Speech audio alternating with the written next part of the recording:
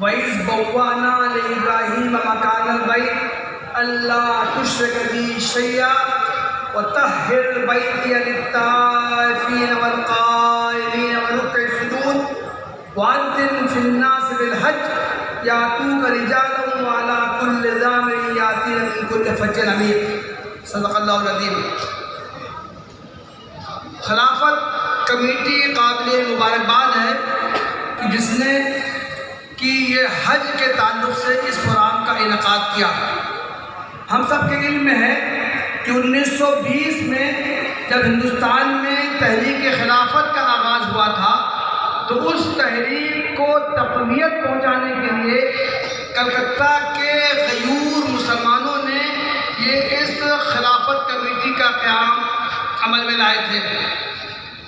हिंदुस्तान में तहरीक खिलाफत ख़त्म हो गई, खिलाफत उस्मानिया का ख़ात्मा हो गया, लेकिन खिलाफत कमेटी बाकी रही और उस वक्त से वो बराबर 100 साल का अर्सा हो गया है वो दीनी और समाजी खिदमत अंजाम दे रही है। अब खिलाफत कमेटी ने जो हज पर यह प्रोग्राम का इनेकाद किया है, इसके ज़रिए उन्होंने हज करने वालों का एक हैसियत से एजाज़ किया है, उनको इस्तक़बालिया दिया है, उनसे हज के मसाइल सुनने चाहे हैं ताकि आइंदा उसमें मज़ीद बेहतरी की जाए। खिलाफत कमेटी से हम उम्मीद रखते हैं कि वो आइंदा हज पर जाने वालों के लिए तरबियती प्रोग्राम का भी इनेकाद करेगी इंशाअल्लाह। मोहतरम बुजुर्गों, भाइयों, आपके सामने अभी मैंने सूरह हज की जिस आयत की तिलावत की है उसमें अल्लाह ताला ने हज़रत इब्राहीम अलैहिस्सलाम को हुक्म दिया था वअज़्ज़िन फिन्नास बिल हज, लोगों में हज का ऐलान कर दो, लोग तुम्हारे पास कोने कोने से दुबली पतली ऊँटनियों के ज़रिए हज करने के लिए आएंगे। रवायात में आता है कि हज़रत इब्राहीम अलैहिस्सलाम ने अर्ज़ किया कि अल्लाह ताला मेरी आवाज़ कहाँ तक पहुँचेगी, मैं इस सहरा में खड़ा होकर ऐलान करूँगा, मेरी आवाज़ कहाँ तक पहुँचेगी। अल्लाह ताला ने फरमाया कि आवाज़ को पहुँचाना ये मेरा काम है। चुनांचे रवायतों में आता है कि अल्लाह ताला ने अपने हिकमत से वादियों को ऊंचा कर दिया, पहाड़ों को नीचा कर दिया, ज़मीन को मुसत्ता कर दिया और हज़रत इब्राहीम अलैहिस्सलाम की आवाज़ में इतना ज़ोर पैदा कर दिया कि दुनिया के कोने कोने तक उनकी आवाज़ पहुंची। इन रवायात को साइंस पर ईमान रखने वाले चाहे कमज़ोर करार दे, लेकिन हकीकत यह है कि 4000 साल से ज़्यादा अरसे से खाने काबा की तरफ खींच कर जो लोग पूरी दुनिया से पहुंचते हैं और मनासिक हज अंजाम देते हैं, हकीकत यह है कि हज़रत इब्राहीम अलैहिस्सलाम की आवाज़ में अल्लाह ताला ने इतनी तासीर पैदा कर दी थी कि उस वक्त से आज तक बराबर हर साल दुनिया के कोने कोने से लोग खींच कर पहुँचते हैं और हज के अमाल अंजाम देते हैं। इस आयत में एक लतीफ़ा मुफस्सिरीन ने यह बयान किया है कि इस आयत में ये क्यों कहा गया है कि लोग दुबली पतली ऊँटनियों से आएंगे। कहना चाहिए था जब दूर दराज से लोग आएंगे तो सेहतमंद ऊँटनियों के ज़रिए उनको सफ़र करना चाहिए था, लेकिन इस आयत में जो लतीफ़ नुक्ता पाया जाता है वो यह है कि लोग जब हज का सफ़र शुरू करेंगे तो उनकी सवारियाँ सेहतमंद होंगी, मोटी ताज़ी होंगी, लेकिन इतने दूर दराज के इलाकों से लोग आएंगे कि सफ़र करते करते करते करते उनकी ऊँटनियाँ भी वो दुबली हो जाएंगी। मोहतरम भाइयों बहनों, इस मौके पर मैं आप हज़रात के सामने बहुत इख्तिसार के साथ हज के दीनी पहलू पर निकाह की शक्ल में बहुत इख्तिसार के साथ 5 बातें अर्ज करना चाहता हूँ। तो अल्लाह ताला ने जो सहूलत अता की है उससे फ़ायदा उठाना चाहिए। तो गोया कि इस्लाम ज़िंदगी भर में लेकिन खिलाफत कमेटी को तहे दिल से शुक्रिया करते हैं कि उन्होंने मौका दिया है इसके बारे में चंद अल्फाज आपके सामने हम रखें। खिलाफत कमेटी का एक बुनियादी और नजरियाती जिम्मेदारी बनती है जब हज का मामला सामने आता है, वो ये है कि खिलाफत के तहत हज का इंतज़ाम हुआ करता था 100 साल पहले, और जब अंग्रेज़ों ने अरब में अल सऊद परिवार को फेवर करना शुरू किया और खिलाफत इंतज़ाम का जो पहचान था और जो उसकी पहुंच थी उसको जब खत्म की, तो फिर सारी दुनिया में सबसे बड़ी आबादी मुसलमानों का ब्रिटिश इंडिया में थी। उस वक्त ब्रिटिश इंडिया के मुसलमानों ने इस खिलाफत इंतज़ाम को तोड़ने का जो साजिश है अंग्रेजों का, उसके खिलाफ जो आवाज़ बुलंद की, वो आवाज़ का चेहरा और पहचान खिलाफत कमेटी। तो ये जिम्मेदारी बनती है नजरियाती तौर पर आज हज को उस तरीके से देखें। आपको मालूम है अरब का नाम एक परिवार से जुड़ गया है, अल सऊद परिवार, अरब का नाम तब्दील करके सऊदी अरेबिया कर दिया।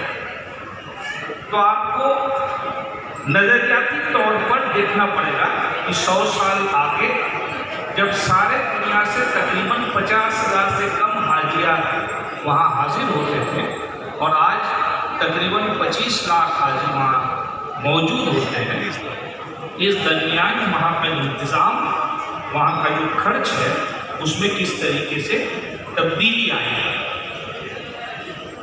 सबसे पहले अगर आप हज कमेटी ऑफ सऊदी अरेबिया का वेबसाइट में जाएं और उनका बजट डॉक्यूमेंट अगर पढ़ें, और एक अफसोसनाक पहलू ये है कि हज के मूवमेंट को रिसर्च के तहत नहीं लाई गई है। अभी तक सारी दुनिया में सिर्फ 60 रिसर्च पेपर्स है उनकी हज मूवमेंट। ये अफसोसजनक है और रिसर्च होना चाहिए कि हज मूवमेंट किस तरीके से उसको इंतज़ाम किया जाता है, उसकी फाइनेंशियल फ्लो क्या है, ये जानना ज़रूरी है क्योंकि हज एक बड़ा इकोनॉमिक एक्टिविटी है और एक बड़ा इंतज़ाम की ज़रूरत होती है, लॉजिस्टिक्स की ज़रूरत होती है। बहरहाल अगर सऊदी गवर्नमेंट के बजट पेपर्स और हज की जो वेबसाइट को आप खंगाले तो आपको पता चलेगा कि 2030 का जो विजन डॉक्यूमेंट है उसमें हज और उम्रा और हज टूरिज़्म अल्फाज को उन्होंने जोड़ दिया हज के साथ। इसके तहत वो लोग तकरीबन 35,000 करोड़ डॉलर का एनुअल टर्नओवर वो लोग एक्सपेक्ट कर रहे हैं। ये पहली बात है, what is the financial situation in हज। दूसरी बात ये है कि हज में जो सर्विसेज मुहैया की जाती है वो सऊदी बजट का तकरीबन 35% है।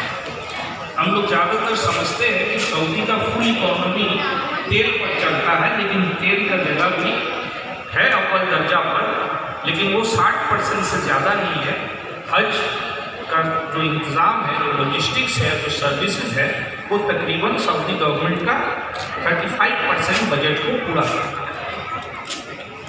तो इस नज़रिए से अगर आप देखें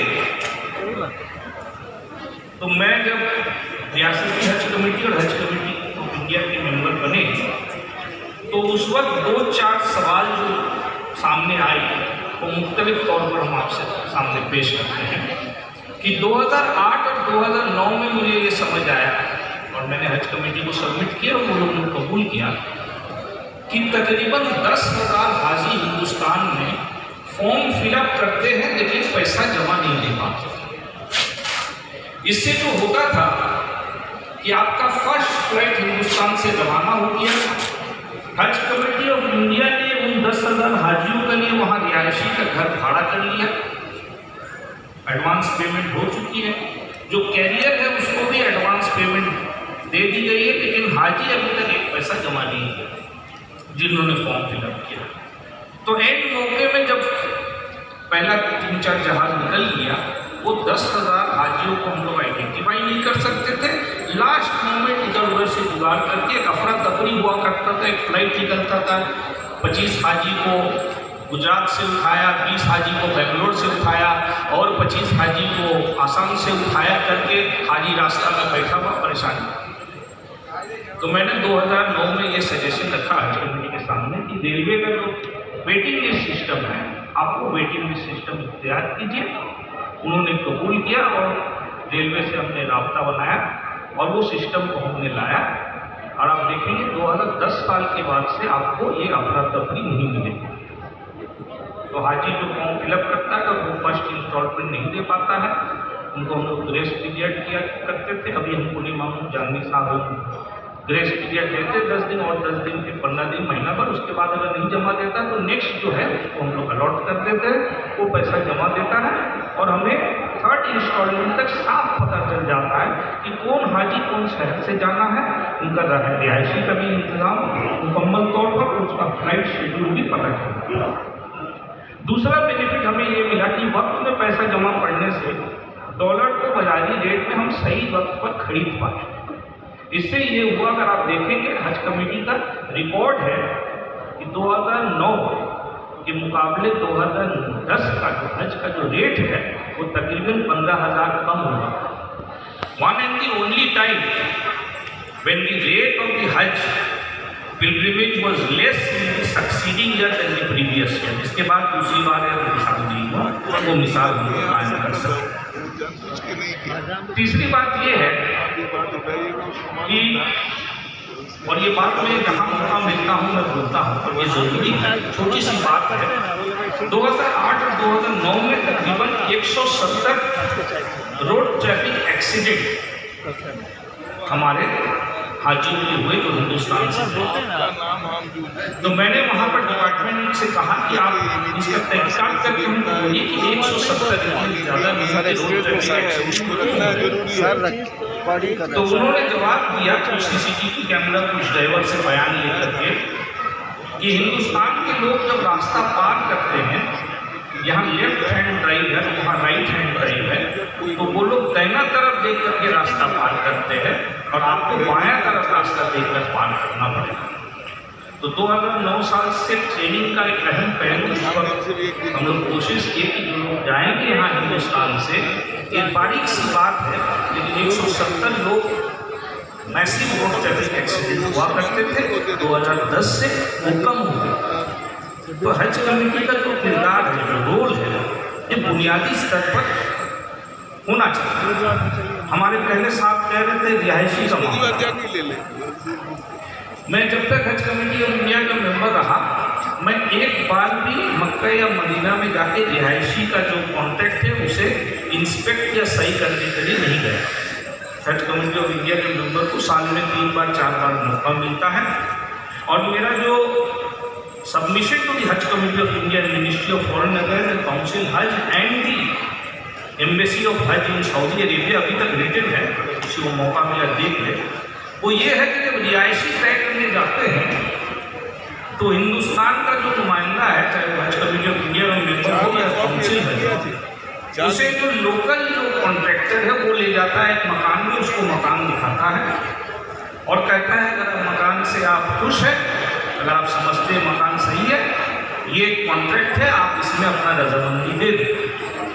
तो मैंने वो जो सवाल उठाया वो ये था कि मैं हिंदुस्तान से जा रहा हूँ, आप इस प्रेमिसेस को बता रहे हैं ये है 159/B लेनिन सगाली, लेकिन मेरा कोई पॉसिबिलिटी नहीं है कि ये 159 ही है, ये 157 भी हो सकता है, ये 155 भी हो सकता है। I am totally dependent on the person who is contracting me. तो मैंने कहा जब तक आप इसको GPS के साथ नहीं जोड़ेंगे कि ये मकान हकीकत में 157 ही है, तब तक हम नहीं जाएंगे। और 3 साल तक वो इंतज़ाम नहीं बना, मैंने एक बार भी जाकर के एक भी मकान पर अपना रजामंदी नहीं था। तो आपको समझना पड़ेगा कि जो इंतज़ाम আপনি যে সমস্যাটা বলছেন থাকার ব্যবস্থা, কন্ট্রাক্ট যেভাবে হয়, যেভাবে বাড়িটা ঠিক করা হয়, ওর স্বচ্ছতাটা হচ্ছে একটা গুরুত্বপূর্ণ ব্যাপার। এই স্বচ্ছতাটা যদি না থাকে তাহলে কিন্তু আপনি যে সমস্যায় পড়েছেন ওই সমস্যার হচ্ছে বেরোনোর পথ নেই। কিন্তু যে লোকটা ওই বাড়ি ঠিক করছে ওর পক্ষে এটা সম্ভব নেই বলা যে ওই বাড়িটাই ওই স্যাংশন করছে, একটা গ্যাপ আছে। ये गैप को पूरा करना जरूरी है और हज कमेटी में मेरा सजेशन लिखित रूप में वहाँ पर मौजूद है। दूसरी बात है कुछ सजेशन हर हज मूवमेंट के बाद सऊदी गवर्नमेंट के साथ हमें बैठना पड़ता है, बैठ करके कुछ मशवरा देना पड़ता है। मैंने वहाँ पर 4 मशवरा दिए।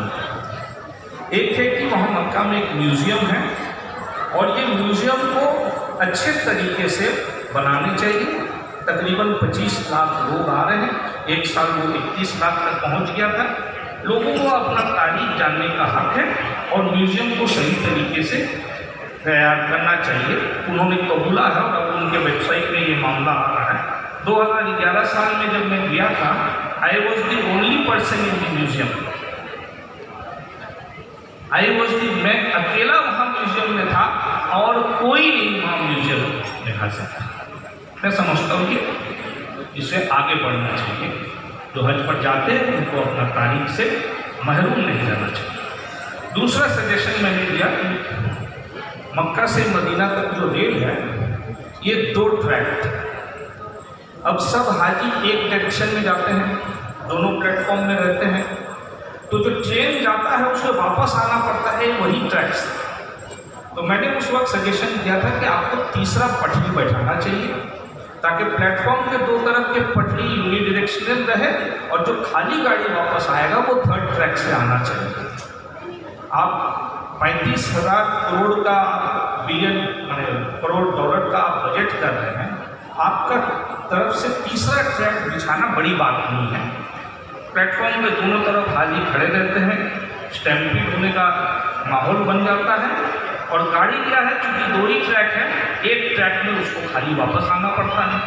तो ये मुश्किलात है, ये सजेशन उनके पास है, अभी तक उन्होंने कुछ काम नहीं किया। दूसरा जो हज कमेटी ऑफ इंडिया की तरफ से हमने सजेशन रखा था कि हज के ऊपर में रिसर्च होनी चाहिए और हज कमेटी ऑफ इंडिया ने उस वक्त 2 करोड़ रुपया हमारी कमेटी ने ये फैसला लिया था कि कोई भी स्टूडेंट हिंदुस्तान में इस्लामिक थियोलॉजी के डिपार्टमेंट के हो, इस्लामिक हिस्ट्री के डिपार्टमेंट के हो या कोई भी डिपार्टमेंट के हो, वो अगर हज के ऊपर में रिसर्च करना चाहे तो हज कमेटी वो फंड सैंक्शन करेगी। अफसोस की बात है कि हिंदुस्तान से अभी तक एक भी स्टूडेंट उस फंड के लिए अप्लाई नहीं किया। मेरा ये कहना है कि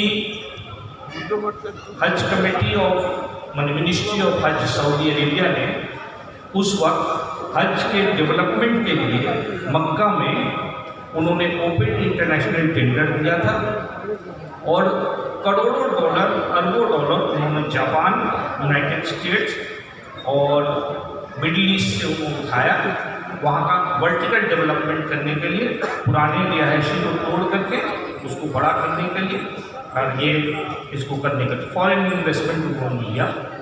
और जनवरी 2024 मक्का में जो ज़मीन है वो ज़मीन की मिल्कियत भी फॉरेन इन्वेस्टर्स कर पाएंगे। ये political decision government of Saudi Arabia ने दी। इसका सीधा असर ये पड़ेगा कि हज का कॉस्ट आने वाले दिनों में काफ़ी हद तक बढ़ने और सऊदी गवर्नमेंट से यहाँ खिलाफत कमेटी का एक जिम्मेदारी बनती है, वो ये जिम्मेदारी है कि सऊदी गवर्नमेंट हमेशा चाहते हैं कि ये जो प्राइवेट टूर ऑपरेटर्स का कोटा है वो बढ़े ताकि जो लोग हैसियतमंद हैं वो ज़्यादा पैसा ले जाके वहाँ खर्च करें। और हज कॉन्फ्रेंस में हमने तकलीफ किया था कि ये जो सऊदी गवर्नमेंट का प्रेशर है गवर्नमेंट ऑफ इंडिया और हज कमेटी के ऊपर, इसका मुखालफत करनी चाहिए, इसके खिलाफ लड़नी चाहिए और हज कमेटी का जो कोटा है उसको बरकरार रखी जाए ताकि सिर्फ हैसियतमंद, वो भी एक बार है जिनके पास अरबों रुपया है, वो लोग हज में जाए, ये ना हो। तो ये जिम्मेदारी बनती है। खिलाफत कमेटी का पुराना लड़ाई है और सऊद परिवार, मैं कहता हूँ उसको फिर उजागर करिए और वो किरदार अदा करिए। शुक्रिया।